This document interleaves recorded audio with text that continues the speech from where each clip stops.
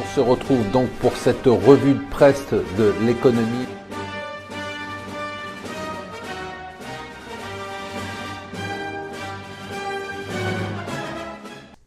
Bonjour et bienvenue sur Mon Financier. Nous sommes le mardi 30 août.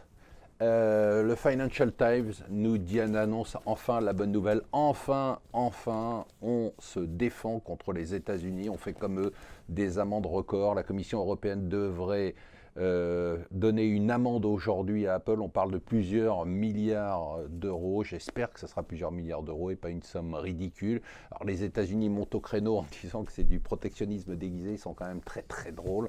C'est eux qui pratiquent ce sport depuis des années. Maintenant, ils veulent pas qu'on le fasse contre eux. Donc ça marche quand ce sont les États-Unis qui le font, mais pas quand c'est l'Europe. C'est la première fois qu'on ne se couche pas. J'espère que ça va durer.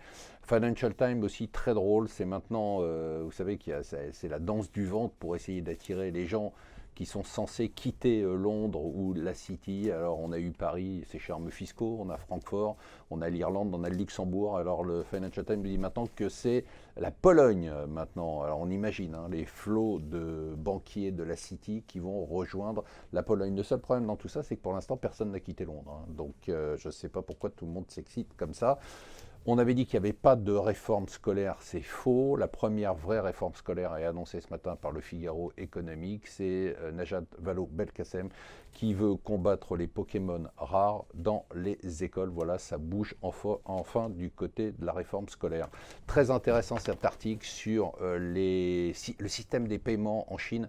Vous savez que ça fait des mois, des années que j'annonce ça et que ça ne vient toujours pas. Mais en Chine, ça y est, c'est arrivé avec Alipay. Alipay, c'est Alibaba, c'est l'équivalent d'un Apple Pay, c'est-à-dire la possibilité de payer à la fois online et offline avec votre mobile. Eh bien, c'est l'effondrement, vraiment l'effondrement direct du système de paiement par carte. J'espère que ça pourra arriver rapidement en Europe et en France. Bien évidemment, l'effondrement du système par carte, c'est un peu difficile pour les banques. Alors lui, Pierre Gattaz, il m'étonne, parce que Pierre Gattaz, il avait déjà promis 1 million d'emplois si on mettait en place le CICE.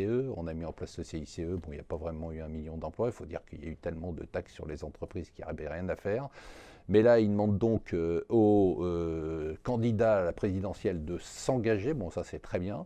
Mais alors lui, il dit, voilà, s'il y a des réformes structurelles, on peut créer 2 millions d'emplois. Mais il promet toujours un peu n'importe quoi, ce qui veut dire qu'il est prêt pour une carrière politique. Donc c'est peut-être l'annonce du démarrage d'une carrière politique pour Pierre Gattaz. Et enfin, lui, on se demande ce qu'il est venu foutre là. Cet Américain, Frank McCourt, un milliardaire a priori américain qui rachète l'OM. On lui souhaite bien du courage. Voilà, restez avec nous sur Mon Financier. Je vous souhaite une bonne journée ensoleillée.